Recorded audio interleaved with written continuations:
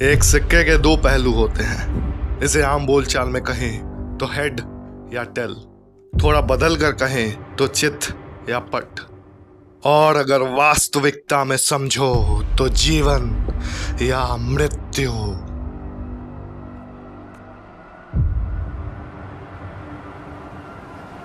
कार्तिक शुक्ल पक्ष के मास में पैदा हुआ वो लड़का जिसे खुद नहीं पता था कि वो कहां से आया है। उसने अपना बचपन शमशान में बिताया। जिस उम्र में बच्चे खेलते कूदते थे, उस उम्र में वो राख की चिताओं के बीच बड़ा हुआ। शमशान की शांति उसकी लोरी थी और चिताओं की आवाज उसका संगीत। वो मृत्यु के साए में पल बढ़ रहा था और शायद मृत्यु को समझने भी आया था। नवंबर का महीना था और ये वो महीना था जहां कार्तिक पहली बार किसी आत्मा से मिलने वाला था।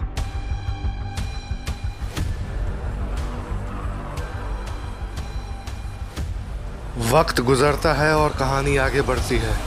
नवरात्र का महीना था और राजीव की जिंदगी लगभग खत्म होने वाली थी। राजीव मिश्रा 28 साल का था और उसकी अभी अभी नौकरी लगी थी, और नौकरी भी ऐसे मिली कि दिन के 12 घंटे काम करने के बावजूद सैलरी महज 10,000 थी।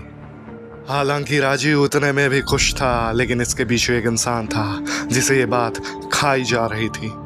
शालिनी मिश्रा, जो खुद को एक इंडिपेंडेंट वुमन समझती थी, और राजीव की 10,000 वाली सैलरी शालिनी की एक शौक को पूरा नहीं कर पा रही थी।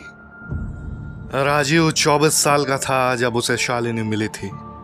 राजीव ने शालिनी को शादी के पहले बहुत सारे प्रॉमिसेस दिए थे कि मैं इतने पैसे कमा लूंगा कि शादी के बाद तुम्हें किसी चीज की तकलीफ नहीं होगी। शालिनी ने सोचा कि ठीक है, चलो प्राइवेट जॉब है, धीरे धीरे ये बंदा कमा लेगा। शालिनी चाहती थी कि राजीव एक सरकारी नौकरी ले, लेकिन 4 साल बीत चुके थे और राजीव के हाथ कुछ नहीं लगा था। 28 नवंबर की वो रात जिसे राजीव ने कभी सोचा भी नहीं होगा। राजीव अभी जीना चाहता था, राजीव अभी लड़ना चाहता था, राजीव शालिनी के लिए बहुत कुछ करना चाहता था, लेकिन उस रात ने सब कुछ बदल कर रख दिया। राजीव का रात को रोड एक्सीडेंट हो जाता है। उसका शरीर 2 भागों में बट जाता है। अगले 10 मिनट तक वो अपने कटे हुए शरीर के साथ जिंदगी जीने की उम्मीद करता है, और फिर आखिर में उसकी मृत्यु हो जाती है। राजीव की मृत्यु उसके लिए अंत थी, लेकिन कार्तिक के लिए एक शुरुआत।